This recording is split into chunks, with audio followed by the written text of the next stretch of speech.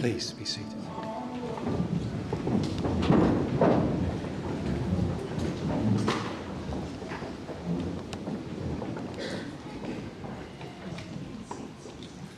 To those that are standing outside, there are a good number of seats here inside, albeit at the front, but I'm sure Myles would love that you were comfortable and came in and joined with us inside. So I encourage you to come in, please.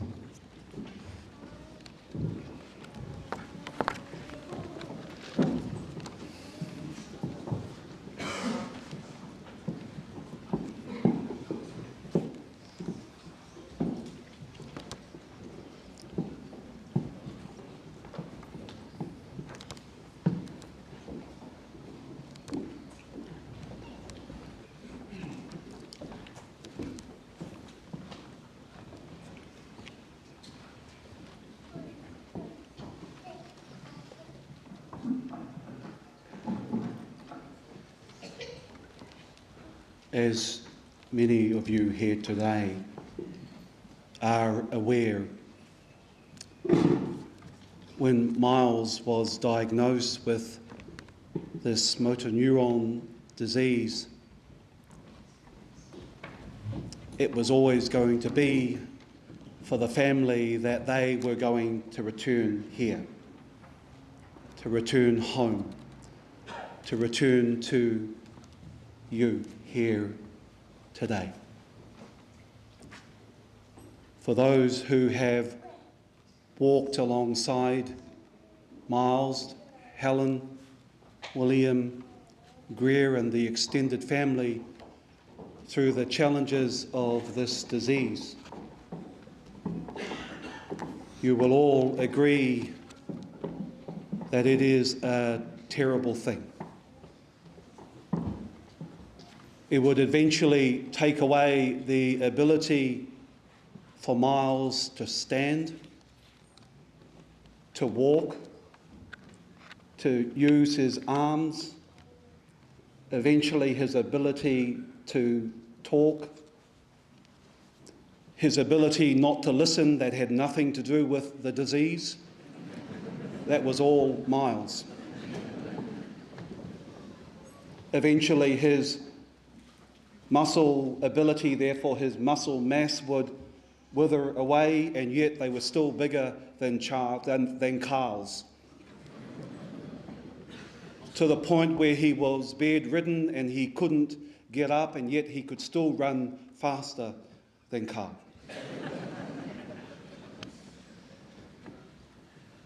At his worst, he looked much better than his brother Carl. In fact, everything about him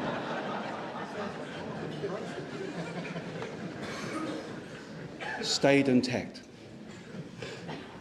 And yet, for all of these difficulties that many of you watched progress, and with the difficulty of it for many of you here today, the one thing that wasn't affected was his heart towards others. He was so thoughtful even when he no longer had the ability of his faculties to consider all those around him. In fact, if you didn't know, on the last day of life, at the door turned up a hedge trimmer, something he'd heard in conversation and he'd ordered online, and it turned up just so the hedges could be done. In fact, I was worried that if we were to delay this service any longer, Myles might start ordering online again. But thank you to the Twentyman's team, to the way that you have managed to get us through to this time. It'd be fair to say we're not in any hurry to say farewell to Myles. So on behalf of the family, there is no way for them to express their love to each one of you here today. The only good to come out of this illness and eventually Myles' passing was the enormous love that they received, and understandably the reason why they came home to you. So I'm going to pray, particularly for this family. And then we're going to hear from various ones as we take this time to care for, to talk about, to enjoy, but sadly, eventually to farewell as we pray. God, we don't understand why, and we don't understand the disease. We pray for strength in these moments as we gather ourselves to do our very best to say goodbye in any way possible. Give the family strength, we ask, not just now, but in the time ahead, we pray. This we ask, giving thanks. Amen. As we invite Helen, Greer and William to come and share with us.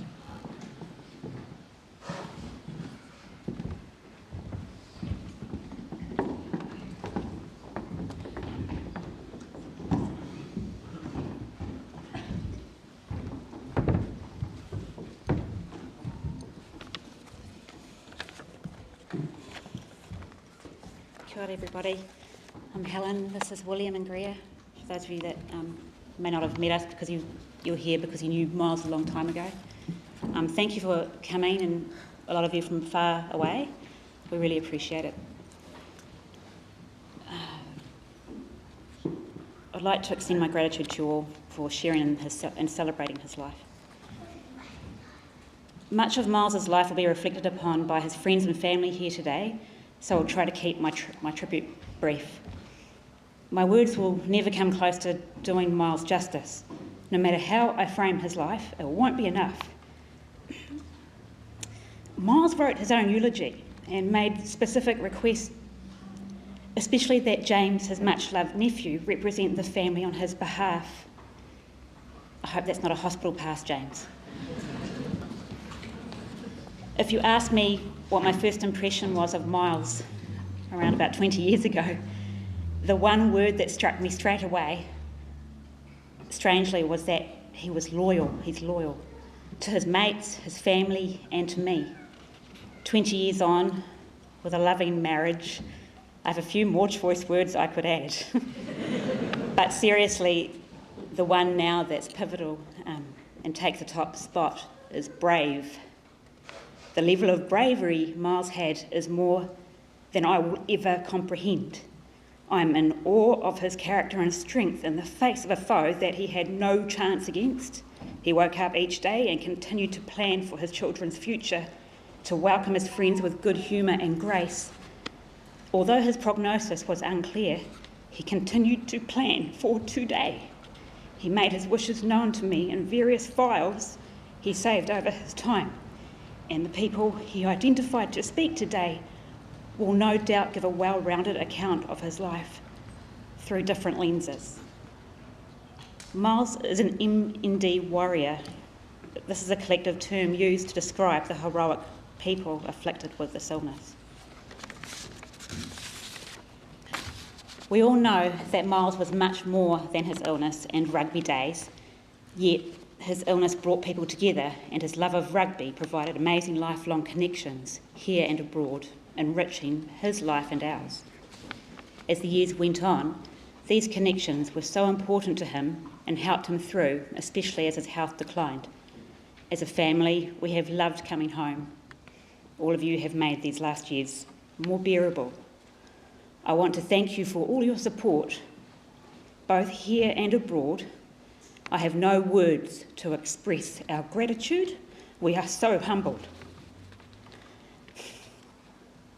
Many of you ask me on a daily basis, is there anything that I can do? You did. You can be reassured that Myles especially appreciated your visits and the man cave. Those sessions, the questionable craft brewery, mountains of baking, and Will's favourite, the lasagnas. You brought so many happy moments to Myles's life. There are so many of you who went the extra mile where Myles could not, and there are far too many of you to name. To our families, you know we are forever grateful for everything. I would list all of the ways you stepped up, but I don't have an hour or two. So you know in your hearts what you have done, and please know that Myles was very grateful to you. I do need to mention Myles's brother Carl, his wife Lorraine, and their boys. I need to try to express the depth of our gratitude nearly every day. You have checked in and have gone to such lengths to support us. I don't know how we would have coped without you. Although the strengthened bond between brothers was mainly evident through Myles' constant roasting of Carl, he so valued your efforts, and it was a huge relief to him knowing that you love William and Ngatea like your own. To our Welsh friends, Myles hoped that the bond between us continues on through the generations. He hopes that our kids and their kids get to experience the friendships that he did. Some of you have become like family to us, and some have even become Kiwis.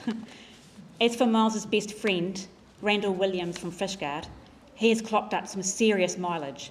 I have no words, just know it meant so much to Myles that you did that.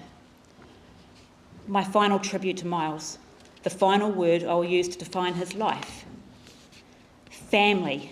Myles prioritised family over everything else. We have been blessed by two beautiful children. William and Ngatea, you are his absolute pride and joy. I'm relieved that Dad managed to see you grow into your teenage years. He got to see your potential unfolding, and I know that gave him comfort. Myles will live on through you. You are his greatest achievement. Myles, thank you for everything. I'm grateful to you for the life you continued to build through thick and thin. We are so proud of your brave fight. You were our dream come true too. An old Irish blessing. May the road rise up to meet you. May the wind always be at your back. May the sun shine warm upon your face, the rains fall soft upon your fields, and until we meet again, may God hold you in the palm of his hand.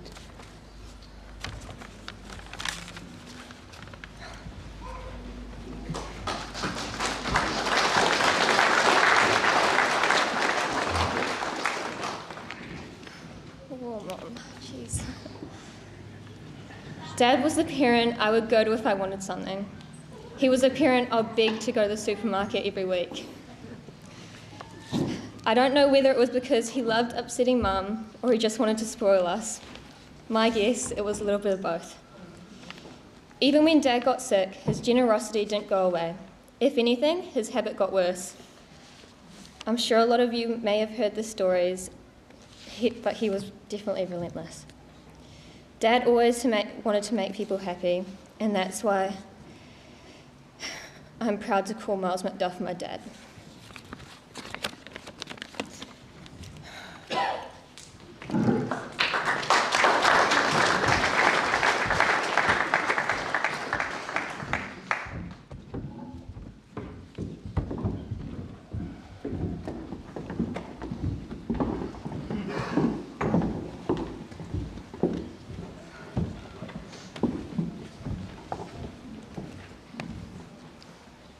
To you, William and Greer, well done for standing for Dad today. Helen, well done. James, as you come, I want to say to you that your uncle is very proud as you come and speak his words this morning.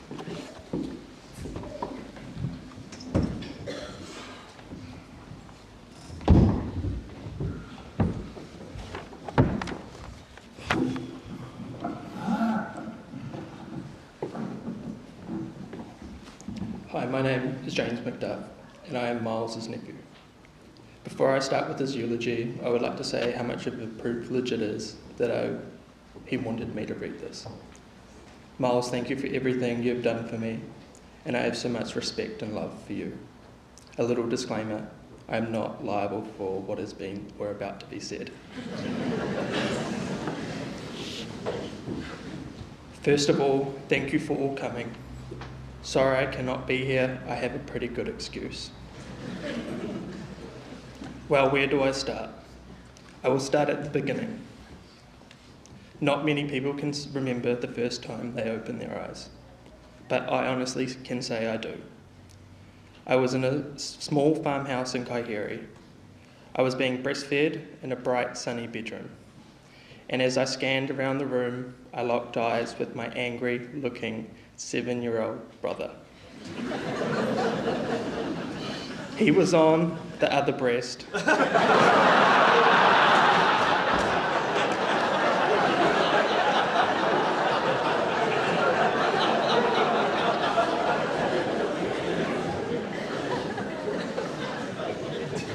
And clearly not happy he had to share his mother. We have fond memories of Kaiheri. I was always running around looking for adventure as soon as I could walk, up the streams, down the back of the farm, and I was always rocking up to my neighbours uninvited, only because they made the mistake of feeding me. When I turned 5, I was already taller than Carl. And I was ready for primary school. I only had about a week or two at Kaiheri school before we made the move over the river to our new farm in Kirapehi. But that first day at school, I got my ass smacked by the teacher for rolling toilet paper down the steps. The reason I mention that, it has pretty much set the precedent for how my schooling would go in the future. My Kirapehi days were good, but after 2 years, Andrea left to live in Hamilton, and another year, Carl was off hunting girls in his car every weekend. By all reports, no trophies.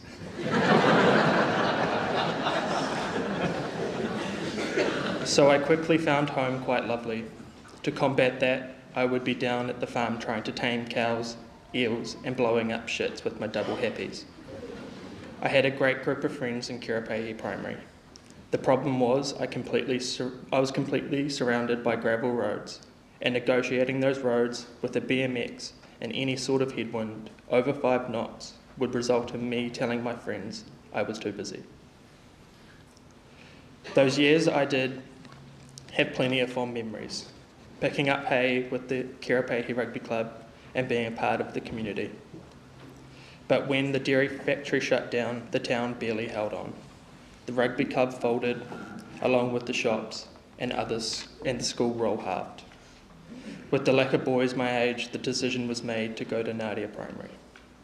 What an eye-opener. I went from no parties to a party nearly every Friday night. It was like a city school for me, and it was great. I made quite a few new good friends that will stay with me for life.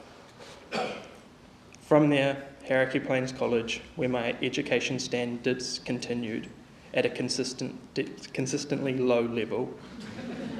I didn't really like the first 3 years, but the last 2 were great. I really enjoyed playing first 15 with my mates. But in my final year, that's where I had my first major head knock, where I shattered bones in my face, forcing me to have an operation. Now, looking back, they just diagnosed me with broken bones. But in reality, I had also suffered a major concussion.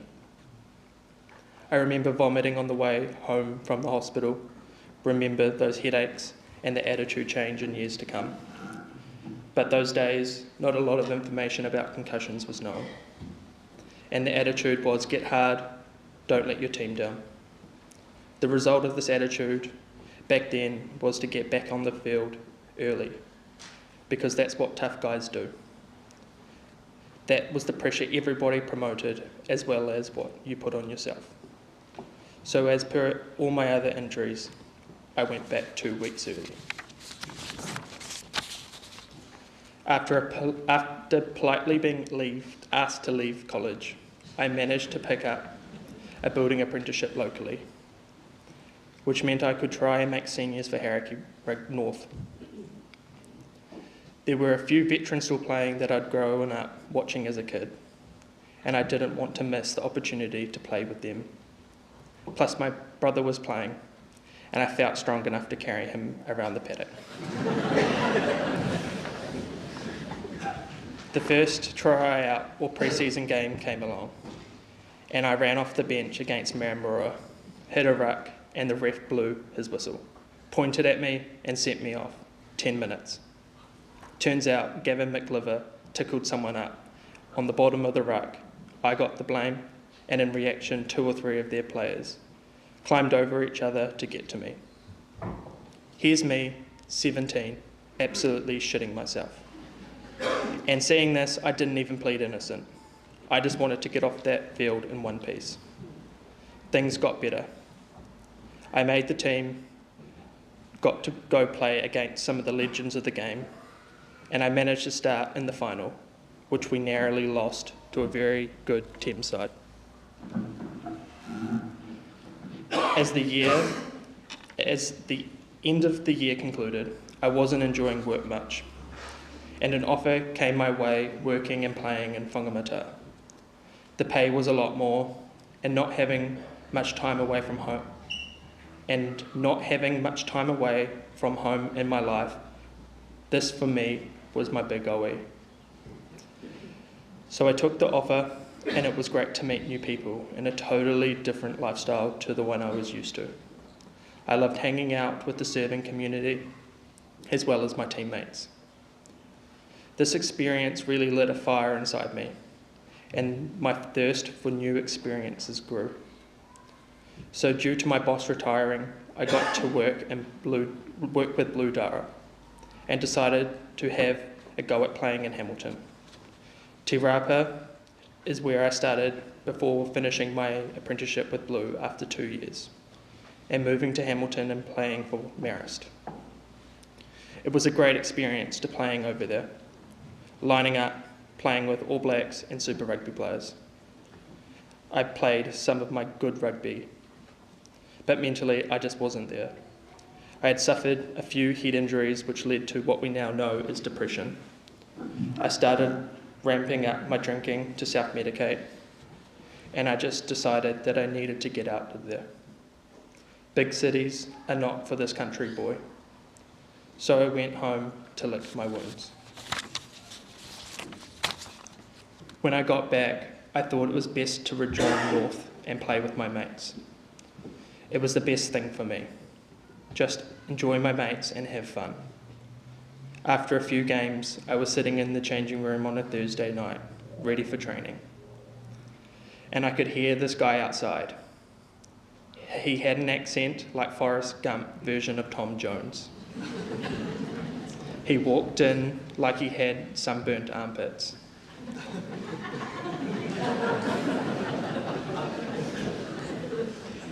Little did I know he would have a big impact on my life, becoming one of my best friends.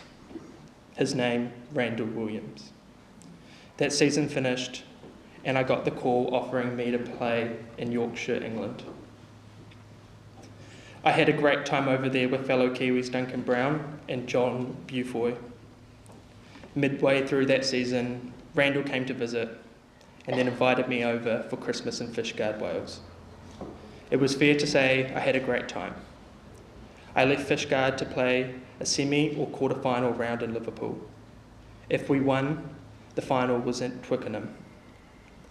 After 6 days of Randall visiting every pub in West Wales, my body was crying out for rest and nutrition.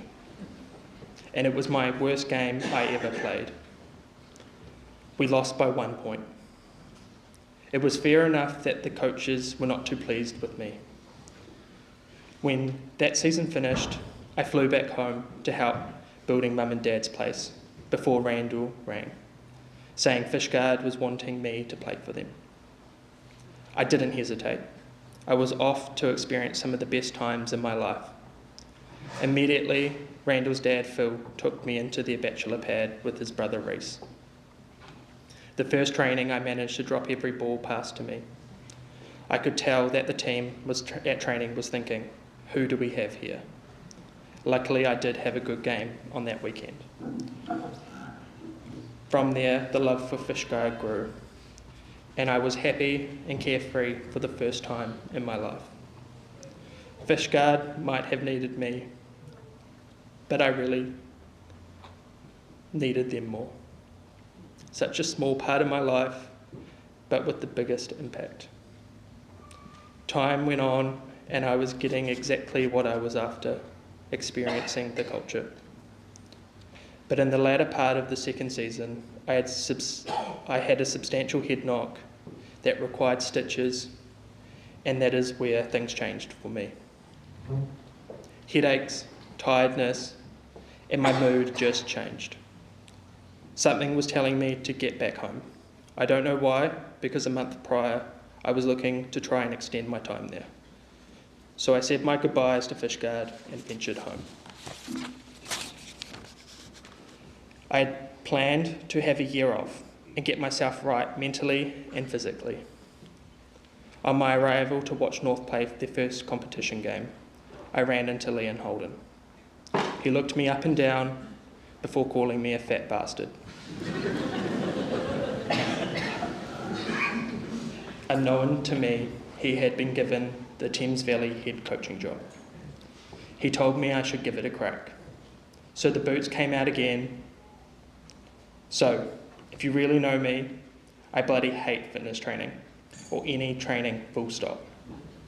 The first Valley pre-season game training, we were introduced to a fitness trainer. He was a short, blonde-haired, good-looking fella. As he walked in, it was like he was tensing his leg muscles with every stride. In that first 10 seconds of seeing him, I'd already made up my mind that I had an instant dislike to him.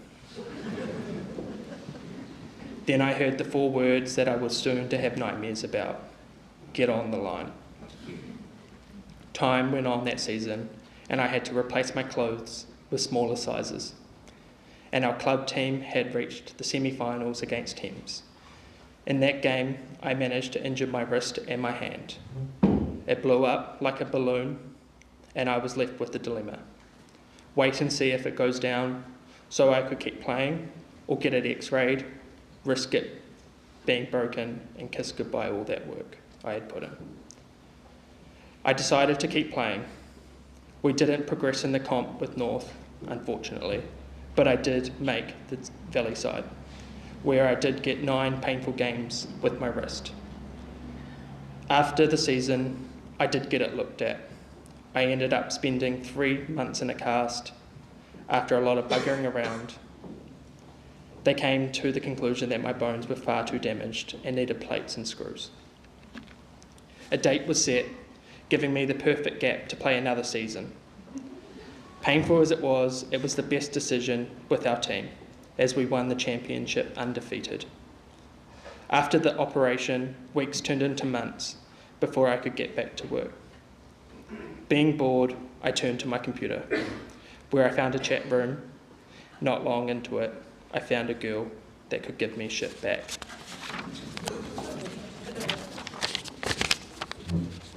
After a few months, I started to up the ante and started asking her those pressing questions.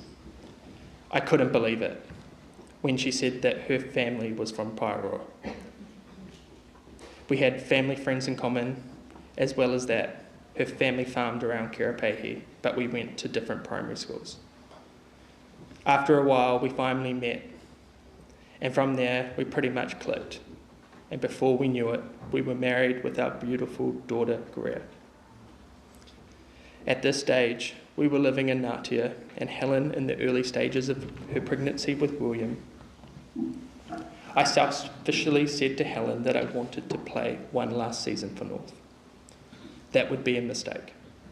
As 5 games in, I collided with a knee at speed, resulting in my head being majorly split open. I stupidly played again 2 weeks later, but things weren't right. Headaches, fatigue, and speech problems would haunt me for the next 5 years. Early that next year, we welcomed William, also known as the Slug.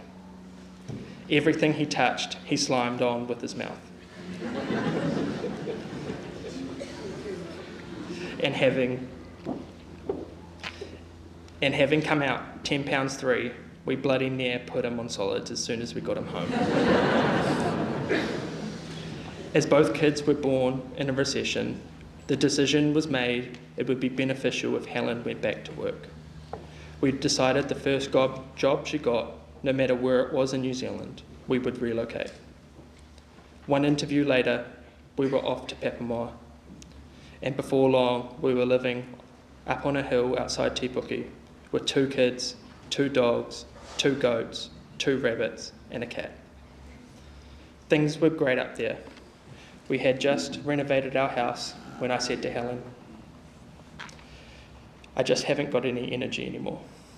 I decided to up my eating and get energy, but still, I would come home tired and sore. I would have to sleep all the time. I started to drink every night, blood test after blood test with no answer. Cramping all the time, then with added food and drink came weight gain until I fell into serious depression. A year later, I noticed my strength and balance going. Then another doctor visit, and 2 weeks later, I was diagnosed with MND. The decision to pack up and move home was made pretty quickly. I was overwhelmed with the generosity of my family and friends.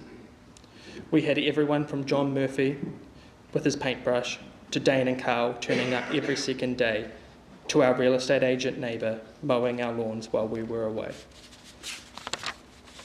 The final result of everyone's hard work was that we had the best outcome for the house sale.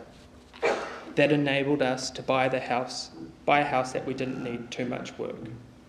At the time, there was little to no building materials left in the country due to COVID, so our house budget had to go up. I have to acknowledge my kids. I do have a couple of short stories I'd like to tell that stand out for me.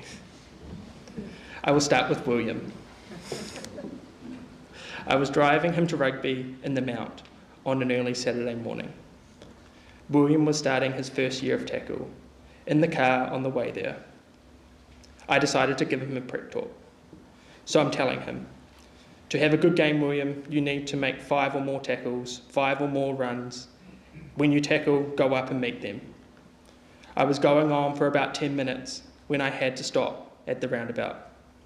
When I looked down beside me, the little bugger was reading a book.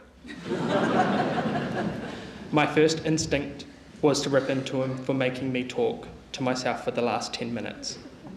But then I just smiled, with pride that my boy wasn't going to turn out like me. He was going to be far more educated. Greer's story also involves rugby. She put her hand up to play a tennis-side tournament for Papamoa Primary. Now Greer was about 9 and was very slight and underweight compared to most of the other girls, but she and her team were going all right. Then, the last game of the day, they came up against a team they hadn't beaten all day, and there were some big, strong girls in that side. Anyway, Greer gets thrown this high loppy pass, and she gathers it. As she gathers it, she also gets 2 of their girls that have lined her up in a distance.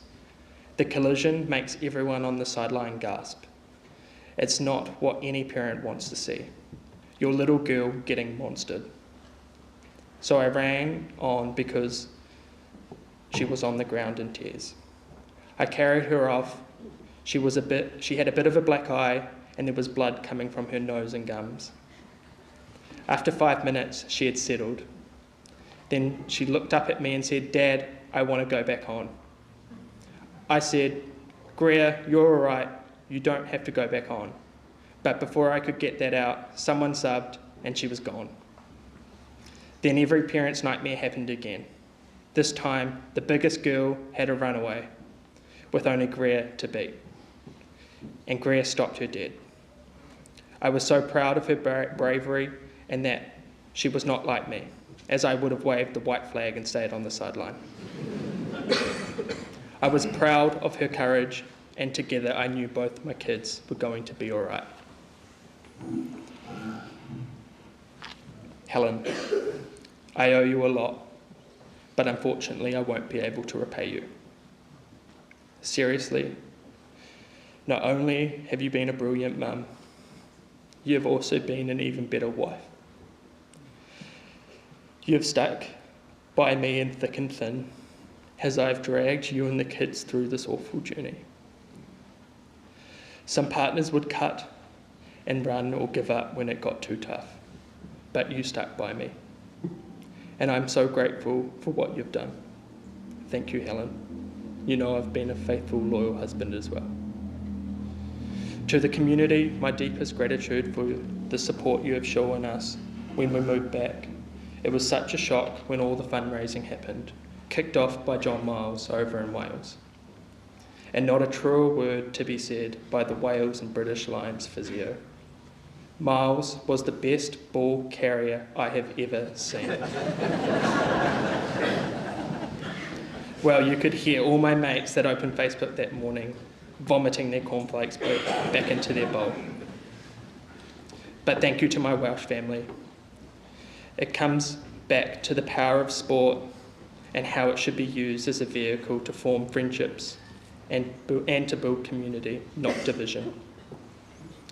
I know I haven't really painted rugby in a good light, but the attitude towards injuries have changed and protocols around head trauma have drastically improved. Rugby gave me a lot to be thankful for, but I'm sorry to all my friends. If I had the choice between rugby or to live longer to watch and be with my kids, that would be a no-brainer. To my Welsh friends, I love you guys. Thank you for all the memories and your hospitality. Hopefully more of my family will venture over to you in the future. And I hope more of you will visit and stay in our great community. To Mum and Dad, thank you for all you have done in raising me. I'm sorry when everyone saw Carl, you had to explain you weren't related.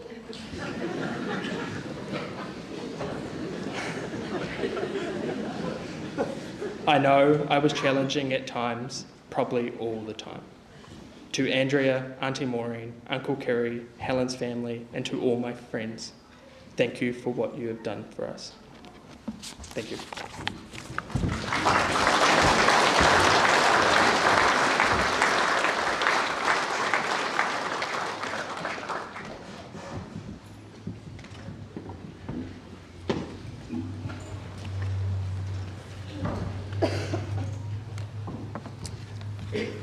What a wonderful, wonderful way that Myles has addressed you all.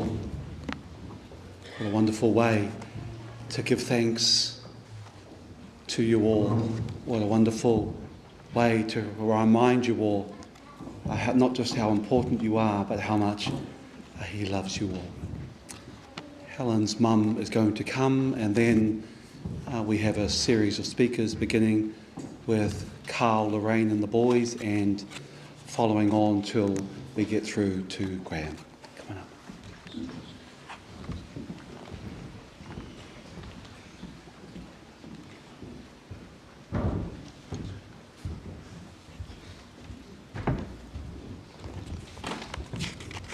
Thank you, everybody, for coming today. It's amazing. I spoke to Brendan yesterday, or the day before, and we talked about, doing a reading. He said just to read from the beginning of Genesis to the end of Exodus. So Myles has done that, I think.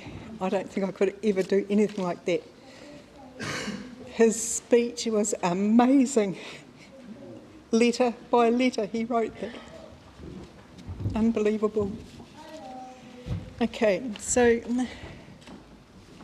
can you hear me? Oh, here we go, that's better. Yeah. So I sat there and I tried really hard to find a reading for Myles, and I couldn't. So Philip was looking at some of the old sheets that we had at home, and we found a verse, and I think it was appropriate to read that today. So here we go. It's called Remember Me, and it's by Margaret Mead. To the living I am gone, to the sorrowful I will never return. To the angry I was cheated, but to the happy I am at peace, and to the faithful I have never left. I cannot speak, but I can listen. I cannot be seen, but I can be heard. So, as you stand upon a shore, gazing at the beautiful sea, remember me. As you look upon a beautiful flower and admire its simplicity, remember me. Remember me in your heart, your thoughts and your memories of the times we loved, the times we cried, and the times we fought. The times that we laughed, for if you always think of me, I will never have gone. So that's nice and short and sweet. But I think the verse that I did look at, and it's one we all know, is the Lord's Prayer. It's actually from Matthew 6, verses 9 to 13. So I'd like you all to stand up and we'll say it, shall we?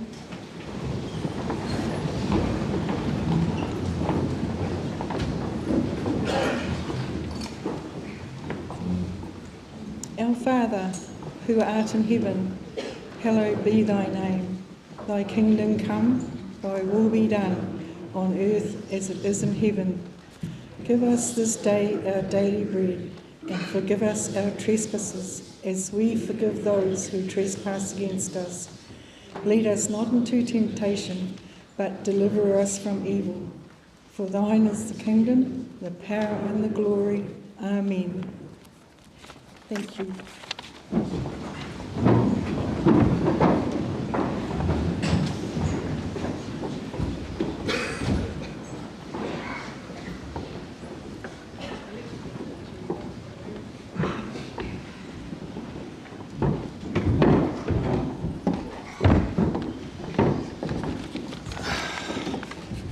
welcome everyone to a celebration of Myles' life and Carl's roasting.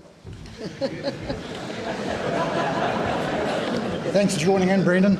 Really appreciate you. He'd be chuckling. As you can see here, Myles loved his natives, just like his good mate Randall from Wales. Just bear with me, I haven't got too much to say. Most of you know Myles as being a big burly rugby player.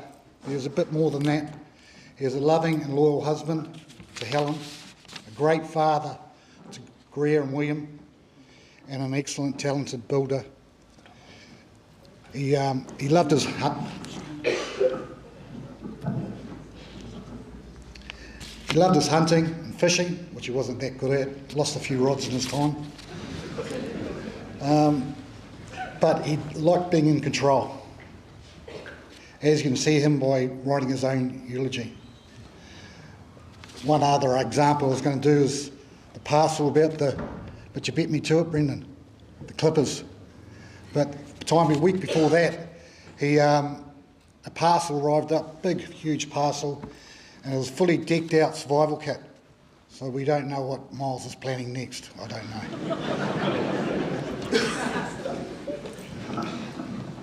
Sorry about this. In his later times, he was a keyboard warrior, especially on social media, with his posts, and of course edited by our friend ChatGPT. Near the end, he relied on using his eye gaze to communicate and talk through. One time we were there as a group of friends chatting away, and I could see his eyes going 100%. And then the iPad shouted out, sorry I won't offend anyone, for fuck's sake, I'm 3 conversations behind.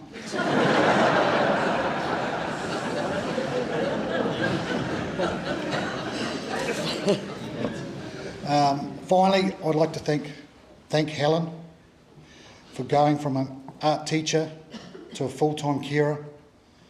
So many know Myles is a very private man. He refuses any help from other carers. This was all Helen.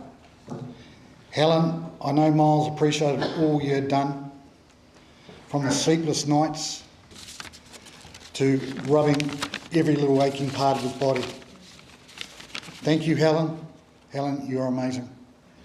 Finally, I'd like to thank the outer community for ongoing help and support, from support on charity days, visiting, meals, or just calling in and having a beer with Myles. Myles really appreciated all you. To Greer and William, sorry for your loss. You know you have gained 2 parents with me and Lorraine. Myles, as an older brother, I'm incredibly proud what you have achieved in your short 47 years of life. You'll deeply be missed. Love you, my brother. Rest in peace, big fella. Thank you.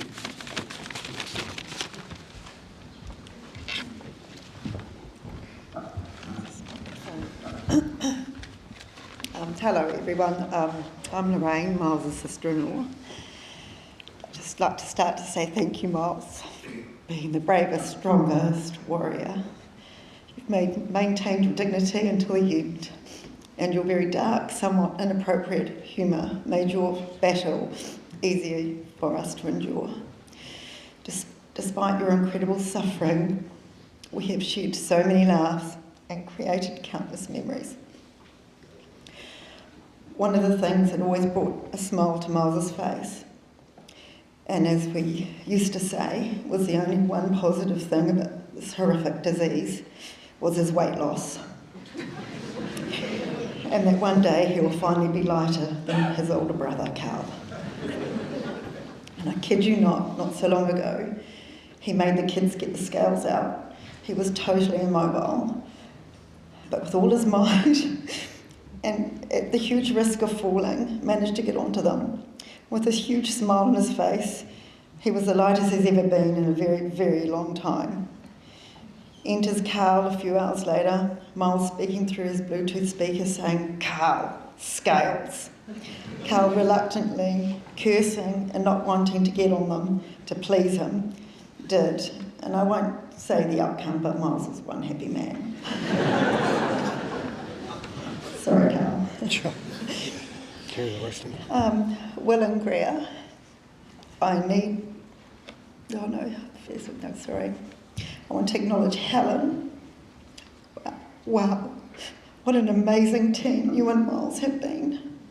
As his 24-hour caregiver, with no external help, Myles was so incredibly fortunate to have you by his side. You were true Florence Nightingale. Will and Greer, I know I don't need to say this, but as you already know, but how incredibly proud your dad was of the beautiful, mature young adults you've become. And if there's any silver lining in the tragic loss of losing your dad, is that Carl and I have gained a sister, a daughter, and another son. Rest in peace, Myles. You put up one hell of a fight, and now it's time for you to be free from your suffering. We love you and we'll miss you incredibly.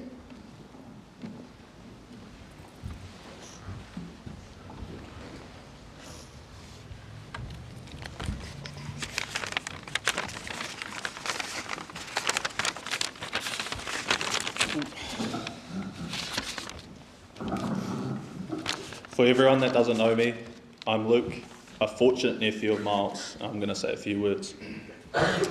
As many of you know, Myles loved banter, especially taking the piss out of me for everything I did, good or bad. I must admit, sometimes I did find it funny, but most of the time, I enjoyed it better when it was someone else getting the piss taken out of them. Myles, not being able to talk, still managed to banter and take the piss out of us. Which made it even worse, hearing a computer voice tell me I'm adopted.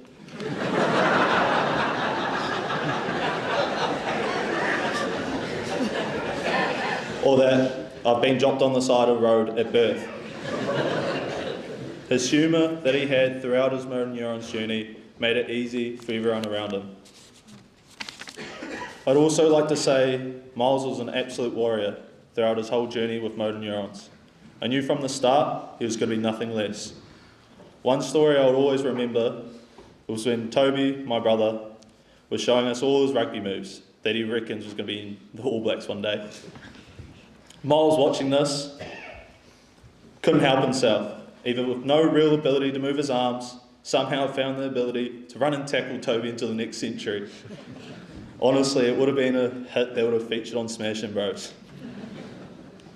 Myles is probably looking down now, nodding his head and laughing at the fact he smashed Toby. Uncle Myles, you'll always be loved and you'll never be forgotten, especially your unique sense of humour. Rest in peace, Uncle Myles. Rest easy. I love you.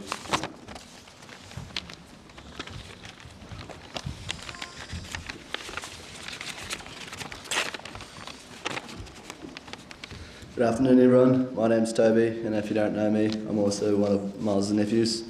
I just thought it would be appropriate if I just came up and also said a story that I believe represents who Myles is. As Luke already stated, Myles loved his humour and always knew how to take it to the next level. I should know, as I was on the firing end of them most of the time. Anyway, around 2 months ago, I was over at Myles's having a couple of beers and when it somehow came up in conversation that I hadn't gotten my girlfriend of 3 years any flowers. Myles jumped to this opportunity and found it especially more funny than anyone else, making comments such as, "William will snatch her up one day if you're not careful."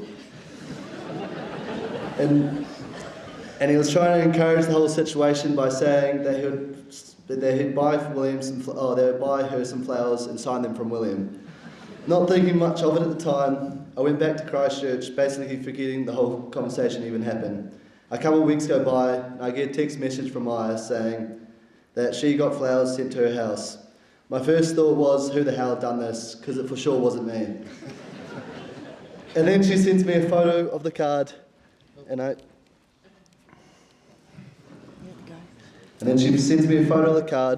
instantly knew who it was.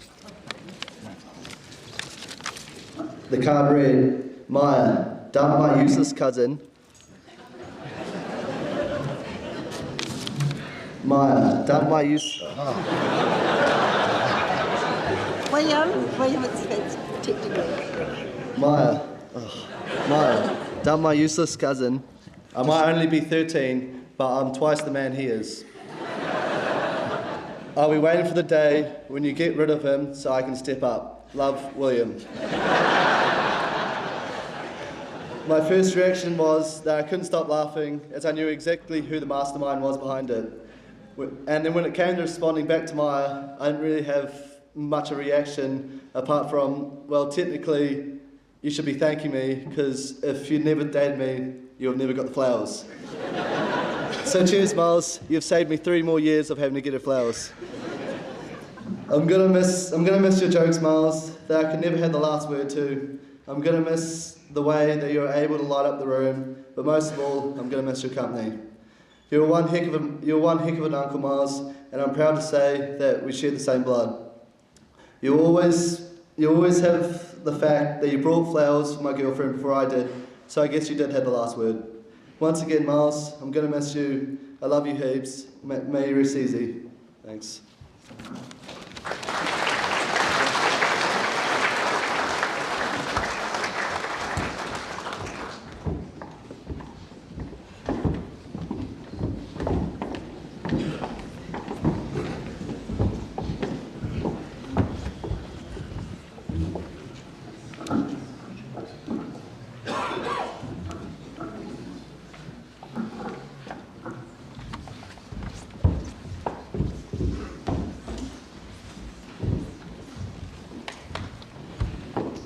Thank you, MacDuff family.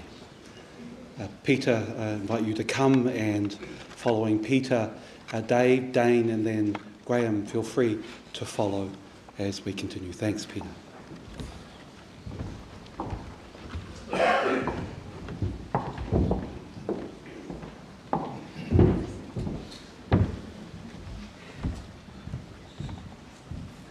Hopefully this works right here. Myles, I'm going to need your a little help here. Public speaking isn't one of my strengths. For those who don't know me, I'm Pete Casey, one of Helen's 4 brothers. I'd like to speak on behalf of the friends and family from the better side of the river, where the grass grows long, the cows are fat, and they milk like champions. My wife and I offered to sort the flowers out for the service today, but Myles wasn't really a flowery sort of person. Speaking with Helen, she said Myles had a request to display of natives, which I was suspecting him, which I suspect was him having a laugh, attempting to create a bit of a my here. So I was thinking a bit of teachery and just looking over. I'd like to thank Carl and Lorraine for their ongoing support of Helen, Myles, Ngatea and William. They dropped everything in their busy lives to be there for them whenever they needed it. For that, we are all forever grateful. I'd also like to acknowledge our brother Kieran and his wife Shree and kids Finn and Sinead, who are on a trip of a lifetime overseas. They wish they could be here today, but they missed out only by a few days. Having travelled the world himself, I know Myles would understand and be very happy you are making memories together as a family. As a brother, you hope your sister marries someone good enough. And Helen did that. Thank you, Myles, for being an amazing husband to Helen and the best father to Ngatea and William. There is nothing he wouldn't do for his wife and kids. You were his world. Myles was such an inspiration to me, and if I can be half the man he was in that respect, I'd be doing pretty well. Before he was diagnosed with Myles was creating a family dream home near Papamoa, as Aaron said earlier. Myles was becoming more and more unwell as the weeks went on, but he was determined and pushed on to finish their slice of paradise. Myles was a highly skilled carpenter whose finishing attention to detail was second to none. He was a craftsman. Whatever he built, whether it was a mansion, Seaforth Park at Waihi Beach, or a rabbit estate with tunnels and exercise tracks that took up half his front lawn. He always did an incredible job. Myles was generous, thoughtful, and had a great sense of humour. He handled his illness like a champ, and that sense of humour he had that sense of humour till the end. Finally, Myles, your suffering is over. All of us here today will make sure we look after Helen, Greer and William in the years to come. Cheers, Myles.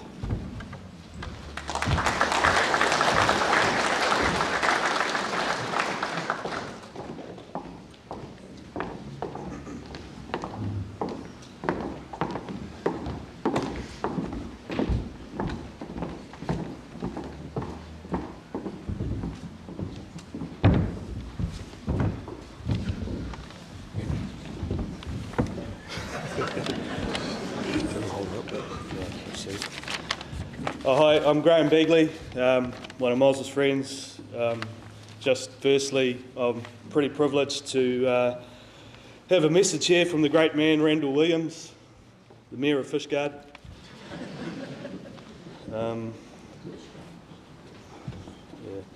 Over 20 years ago. Myles was playing rugby in Skipton when he came down to Fishguard for a break over Christmas. He wanted to get away from the English. He was supposed to stay for 3 days, but ended up staying for 8. He told his club he was snowed in, and without Google or mobile phones to check, they were none the wiser. Once his season with Skipton ended, he came back to Fishguard and stayed with us on the farm. After living in the house for a few months, he discovered we had a working oven, which we didn't know how to use. He cooked my dad, Phil and I steak and mashed potatoes regularly after that. He went as you heard before, he went to the first training session in Fishguard, and when I called into the club afterwards, the boys said, "Where did you find this guy? He couldn't catch a cold." Saturday came, and his first game I warned him he'd better pull his finger out. He just looked at me with his cheeky grin and raised an eyebrow. He went on to have a massive game and won man of the match. The affection from Fishguard towards Myles began. Many friendships were made and good times had over the next 2 seasons. Our Sunday sessions began, and Myles invented the 4-day working week. Mondays were for the flu. He didn't need a wallet in Fishguard. Everybody wanted to buy him a drink. I'll miss his All Black rants. He complained even when they won by 20 points. Imagine his rants if he was Welsh.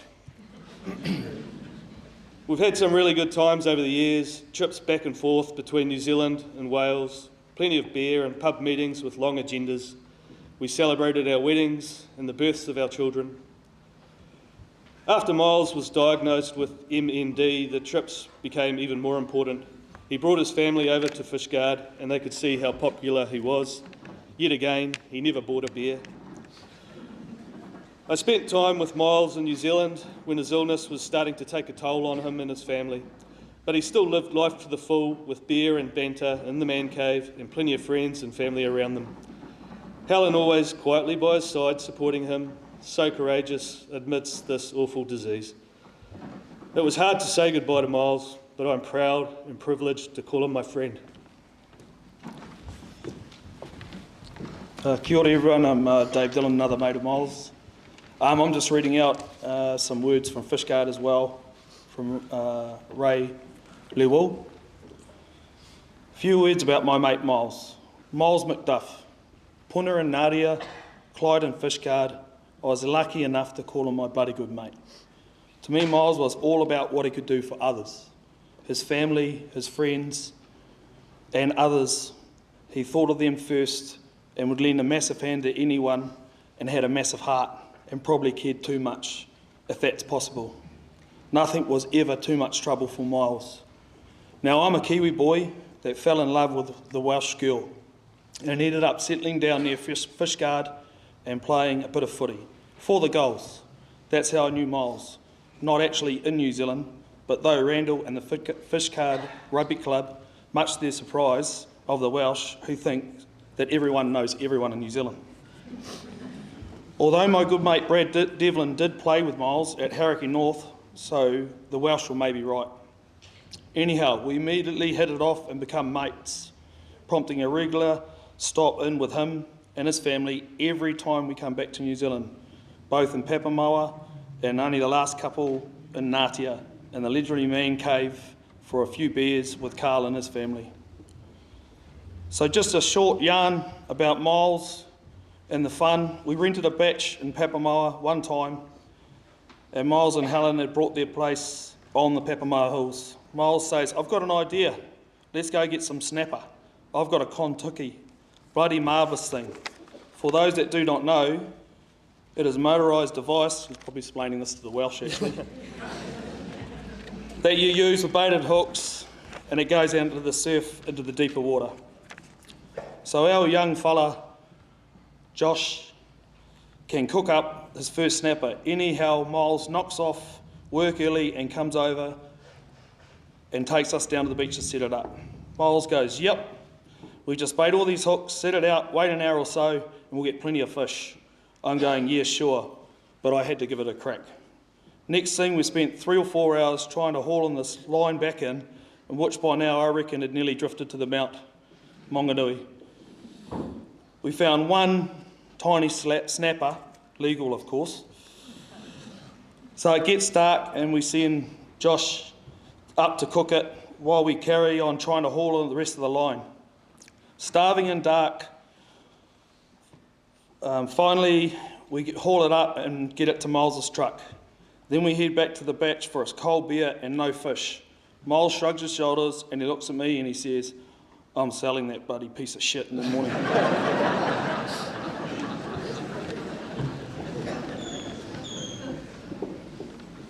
Myles, enjoy your moenga, nā roi, long sleep, eternal rest. After the brave and tough battle, you fought with great humour and banter throughout. Hope there's plenty of cold beer and snapper galore. Much aroha, Ray, Gemma and the family.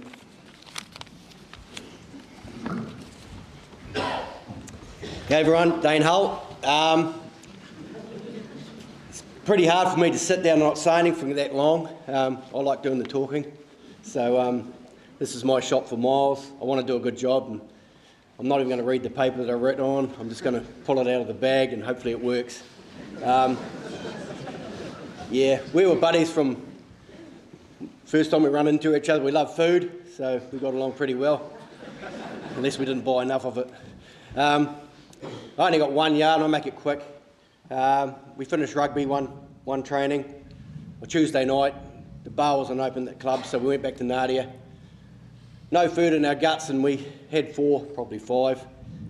And then panic set in as Andy the cop drove past. And we had to hatch a plan. How are we going to get out of here? Well, there's only one cop and there's 4 of us. He can only get one of us. So off we jump in our cars and I got caught.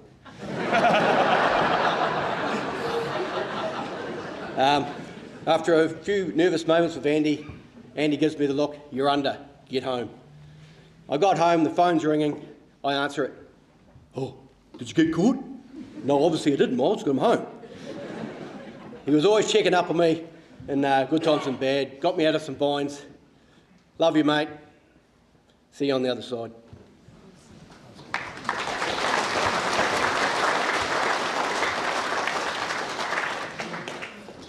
Yeah, so sorry, I've got to put my 2 cents in now. I had to write it down. Yeah, so I first met Myles probably when I was 5, my first game of rugby. He winded me, so I had 42 years of terrible bloody banter coming towards me. But then, as you heard, he went to Ngatea Primary School and we became great friends. He introduced me to Kevin Bloody Wilson, the cassette tapes that he probably stole off Carl. And Yeah, we had a great time tearing up Robbie's paddocks with the tractor, doing magic carpet rides. I remember we had a big cowpoo fight quite vividly. We were bunkered down either side of a trough, throwing crap at each other, when Myles stood up with his mouth open, and he got a gobful. He gagged. The only option he had really was to dunk his head in the trough and start drinking that. Yeah, but I still remember the look on his face. It was good. I don't think it affected him. As time went on, we got older and started doing stupider things, but many of those stories are probably for another day. But I would like to acknowledge all the other HPC boys and girls, like Solly and Keith. Too many to name, but you know, Myles had a great crew. Yeah, and I should touch on Myles' building, because he was very proud of his building and a bit of a perfectionist. He did a few jobs for me, and I know I sort of tried his patience a bit. Once in particular, when he built me a really nice deck, it was my idea to get a bit of free labour, so Dane, Wayne and brother Brett came round and to help nail the deck on. Myles was supervising as we carefully marked the nail rows, drilled the holes and nailed it down. Myles was measuring and cutting, so it was all going pretty grand, until his workers decided to open their first beers.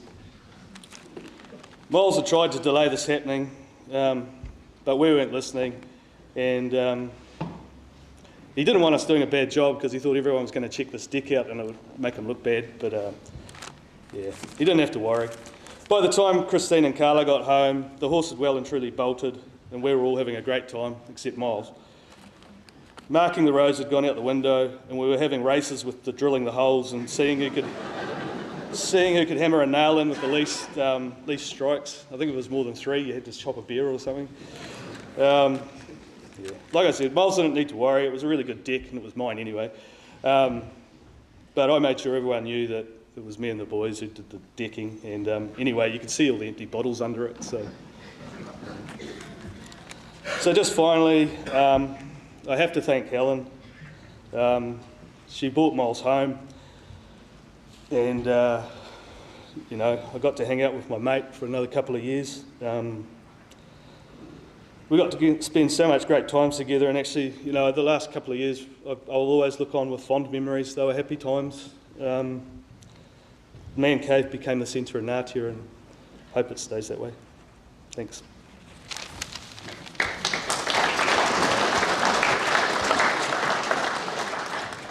I won't keep you too long. Our mate Myles, known by a few nicknames he was. Puna, we won't go into that. Long Arms, Turner and Milo. I had the pleasure, like Biggs, to meet Myles at a young age, and he was in another Harricka Plains team, under 13s with Sheldon Wakeford. He had just about had a moustache at under 13. Jason Burke had muscles on muscles, and I'm sure Dan Douglas had a tattoo. But there was this Kiribati kid in there, into everything, and that was my first experience of meeting Myles. He was one hell of a man and one hell of a rugby player. Over the years, you learn he was a tough competitor. He was physical on the field, and the success started early on with the Roller Mills title. Everyone will remember, I think, in 1989 up there in Whitianga. And it's been talked about his efforts at First 15. He's instrumental on and off the field. On the field, he's a big ball carrier, massive leg speed, and could bang on D. And off the field, well, he could do the same, just in different forms. Many of you have been on the receiving end of Myles' dark humour, and you knew when you got him because you just shake his head and grimace, but you always knew he'd pull out a one-liner or he'd get you later on. He had an amazing memory and a way of getting you back. I was able to get him across to the Tron to flat with us and to play rugby. He was at Te Rapa, as was said, at Marist. And I told Marist about this guy coming to training, and he soon put his impact on the club, as I say, for his efforts on the field and, more importantly, off the field, gelling with the boys and lots of good times. He was a pretty messy flatmate. Him and I weren't great cooks, so we provided the meat for the flat. And then he always had your back, Myles, no matter what. We had some great summers at Whangamata. Some of you that know Myles will know that he got a hole-in-one at Whangamata on the 7th. I was there, he did get a hole-in-one on the 7th. That was in the morning, and then we went to go back play golf in the afternoon, and he was like, oh, nah, I'm celebrating my hole-in-one, I'm not coming back. So we hatched this plan, a few of us lads, that we'd tell him they'd won $100. So we went out that night and told him he'd won $100 for a hole-in-one, and then we come back the next day. He went up to the old fella and said, "G'day mate, I'm Myles MacDuff, I got a hole-in-one yesterday." And the old fella was like, "Oh, good on you mate, that's awesome." And then he turned around much to his disgust and saw us laughing, which he walked past, threw my bag of golf clubs and peeled it out in the car park and left. But that was...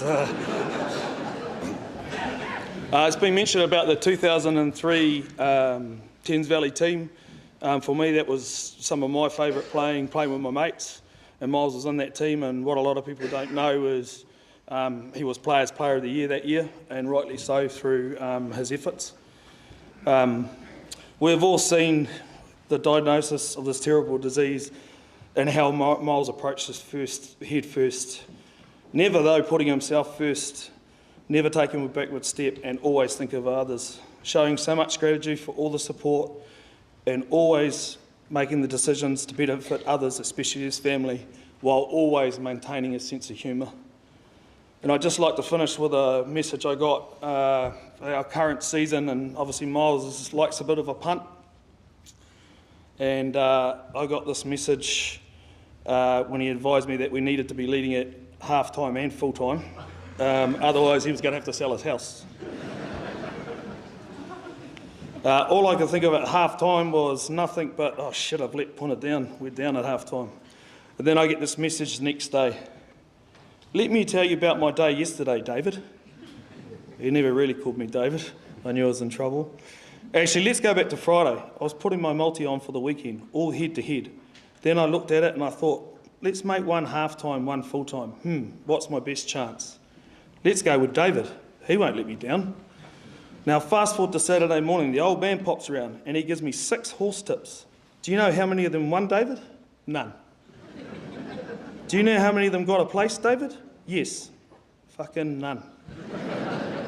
Do you know how many teams I picked head-to-head that were leading at half-time, David? Yes, all of them. So that leads me to your game. I do the half-time, full-time. Do you know why I'm calling you David, David? Yes, because I'm disappointed. David, now unless your guys start winning, you can tell them they will be coming down, I will be coming down to your stadium and living there, and they will be rostered on to wipe my ass every day.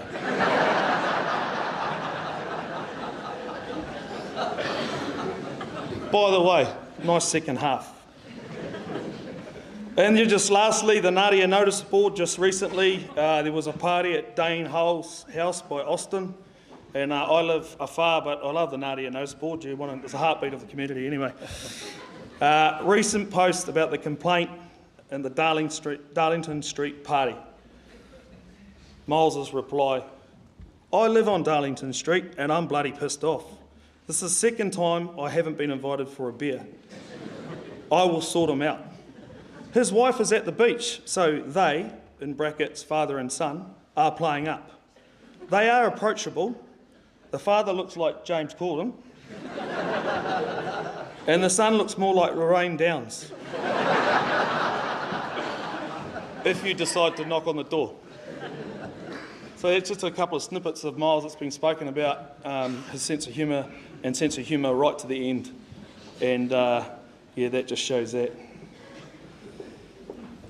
Helen, you have been immense, it's been mentioned. And I don't know too many other wives that could do a speech like that at their husband's funeral. Bloody special. How you have cared for Myles throughout your relationship and since his diagnosis has been unbelievable. Myles loved you more than anything. You and the kids, Greer and William, you were his number one team. Like everyone I've seen from afar, I've seen the support from Carl and Lorraine and your family. It's been unbelievable to watch it from a distance and see the love and care you've provided and support. And I'll never forget the trip that you organised to bring Myles down to Dunedin. It was special for me and my family. To the two men either side of me, living 2 houses on the same street, I don't know if your wives were happy with that, but your support for Myles that I've seen over the time with his illness has been outstanding. And in closing, we've been mates for a long time. We shared the good times on and off the field. You're one of the best. Thanks for always having my back. We'll make sure your legacy lives on. Rest easy, my mate. Love you.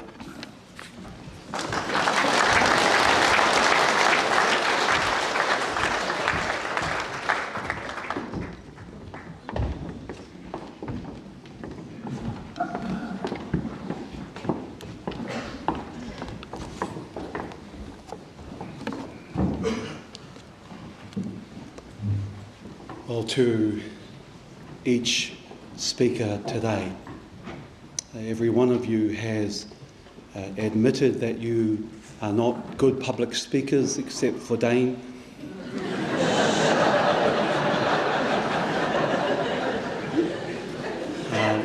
But it was common in each of you is that you wanted to express in your ways how much you love Myles. And so we come now to the end of this time together. I'm going to take a moment now to look back at the life of Myles by way of photos and music.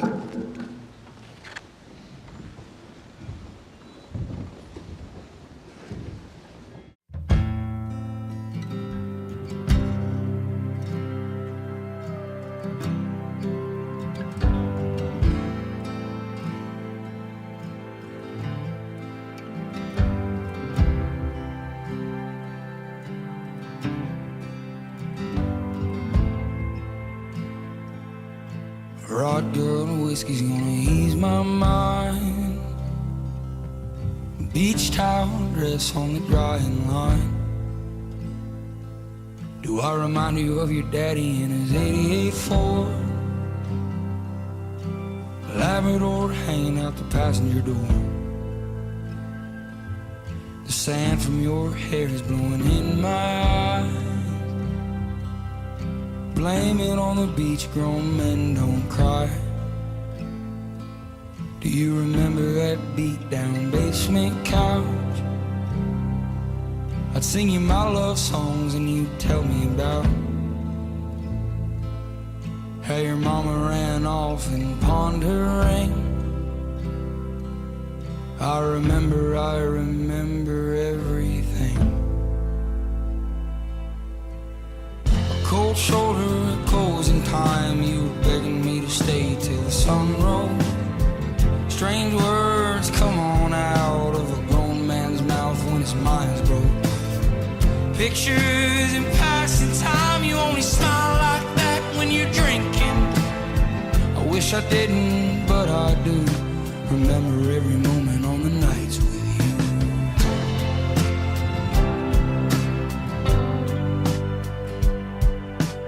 drinking everything to ease your mind. But when the hell are you gonna ease mine? You're like concrete feet in the summer heat. It burns like hell when two souls meet. No, you'll never be the man that you always swore. But I remember you singing in that 88th Ford. A cold shoulder, closing time. You were begging me to stay till the sun rose. Strange words come on out of a grown man's mouth when his mind's broke. Pictures in passing time. You only smile like that when you're drinking. I wish I didn't, but I do. Remember every moment on the nights with you. cold shoulder, closing time. You were begging me to stay till the sun rose. Strange words come on out of a grown man's mouth when his mind's broke. Pictures in passing time. You only smile like that when you're drinking. I wish I didn't, but I do. Remember every moment on the nights with you.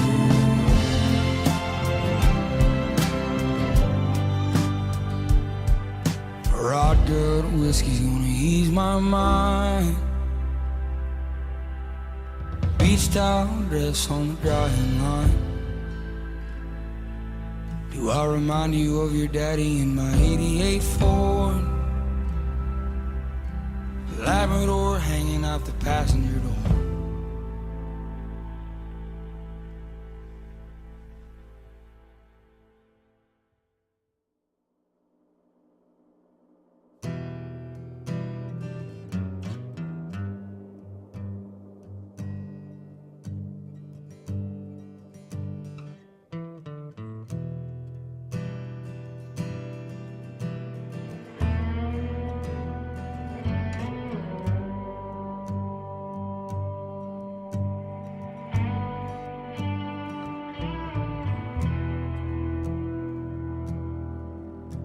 It'll be fine by dusk, but I'm telling you, baby.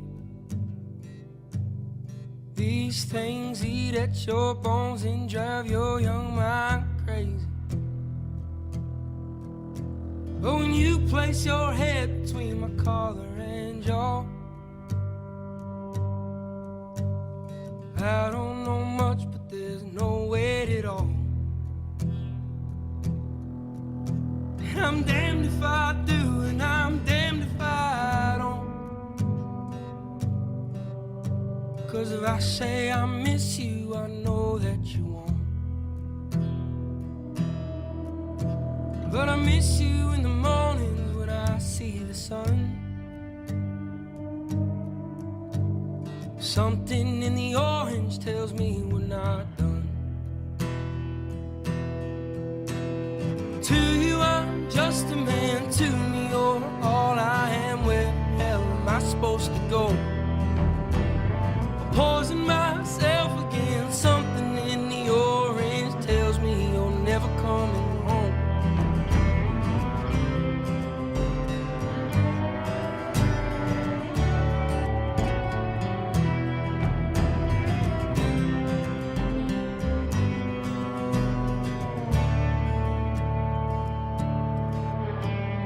Need to hear you say you've been waiting all night.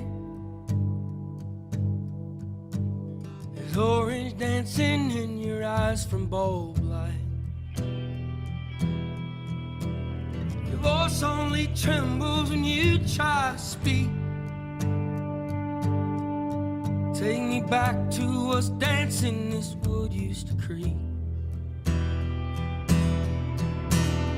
To you I'm just a man, to me you're all I am. Where the hell am I supposed to go? I poison myself again. Something in the orange tells me you're never coming home.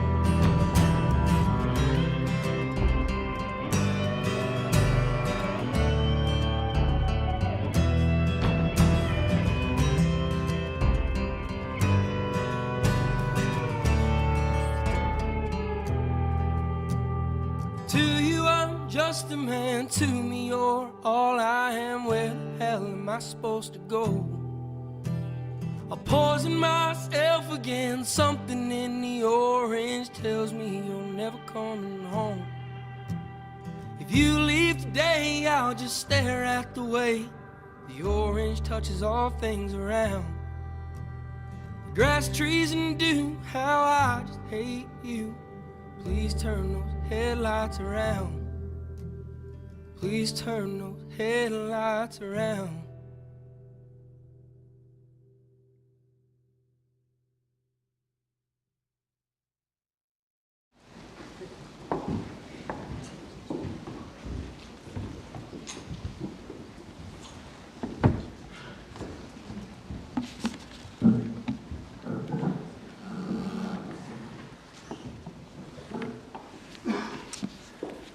I want to first acknowledge those of you on this side who perhaps weren't able to enjoy those photos and memories. I want to apologise to all of us for the slight technical issues. I am certain that if Myles was here, he would have done his very best to have fixed that to make everything all right. And it's in that that we consider these final moments together. I want to speak to the extended MacDuff family and say to you that Myles was a man who had a heart bigger than Wales. That sometimes he would struggle with containing all that meant for him and therefore could be easily misunderstood. But the thing I want to be clear about him is his love for you as a family. To you, Carl, I don't know many kids at 7 that were still breastfeeding.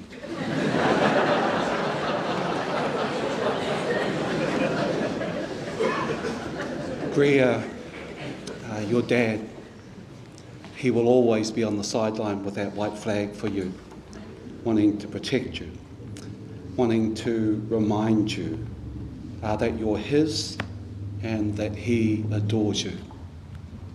And one day, William, you'll be able to make your own decision who you send flowers to. But I am certain is the day that you do that, it's because of the love that you inherited from your dad.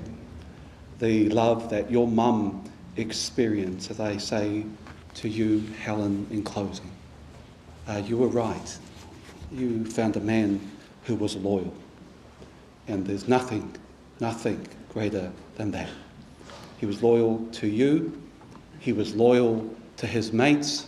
He was loyal to the elderly woman all over Wales. He was loyal even when it was difficult. And that's what makes this difficult for us, is now we have to figure out a way to say goodbye. We don't have an easy way to do it. But for now, we're going to do our best as I ask you to stand as we commend him now to God's care.